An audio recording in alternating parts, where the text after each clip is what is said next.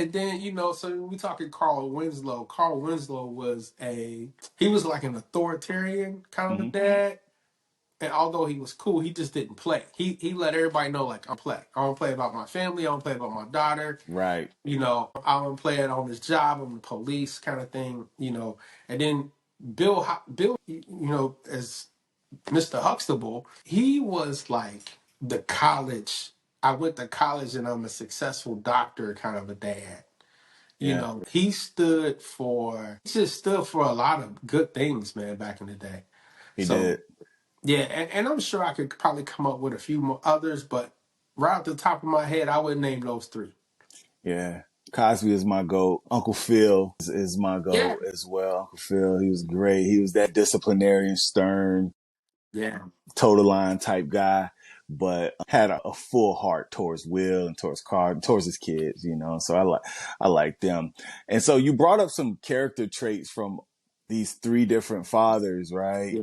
What's the most important trait a father should have, and why? Man, I think the most important trait of a father is being compassionate. I used to always, I came from a disciplined family. So, my mom be like, boy, I'm gonna whoop your butt. I'm gonna whoop this, Right. and so I ended up being that dad, right? But over time, I realized, man, that things change, Hmm. and I think you have to be more understanding and realize that the kids today didn't necessarily grow up like we did, and they are afforded more things. And so, when you're born in this age and they're used to getting everything, and then when you take it away from them, it's like the world just ended, right? Now I know we were like that when we were kids, but it's like on a whole nother level now, right? Yeah, And so and I learned this as being a police officer, man. You gotta have a sense of compassion for people. you do. You do. And when you pick that up, it's like, man, because you could understand. I've encountered like kids in the neighborhood where, they're like troubled kids. They're running around with guns, and I'm like, why is it? And then when you hear their story, they're like, this is my way of life. This is all I know. My granddad sold drugs. My dad sold drugs. So now Mm. like it would be like a generational thing, right? Yeah. And so even though it's wrong and they get in trouble for it, they go to jail. But it's like, man, I actually understand what he's trying to say, right? I'm not, saying what he did was right, but what I'm saying is I get where he's coming from as a person, right? Yeah. And so that's one of the things that I've learned over time, man, is that you gotta have compassion.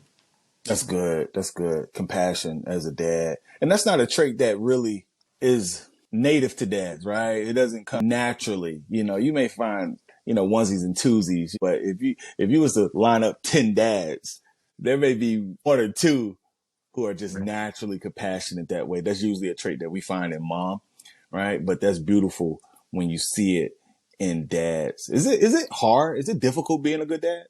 Absolutely, man. Absolutely. Explain. So this can go many ways, but for example, I think, like for example, man, I absolutely love my daughter, and when I'm Hmm. speaking of my daughter, I'm talking of the youngest of the two daughters that we have in a blended family. So my daughter Okay. is Cincinnati. I love her to death, but we just don't have the best relationship, man. And I don't necessarily blame her. I kind of blame her mom for it. I feel as if there's some type of influence going on to where, she has influenced her to Mm. not want to talk to me, right? And so that could be really, really hard, especially when you're a dad that do everything for them, be there for them, would give her my shirt off my back, spoil her.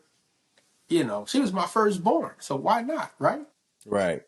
But that could be hard at times, man, where you don't really have a good relationship with a kid for whatever reasons that's going on behind the scenes kind of thing. That's tough, right?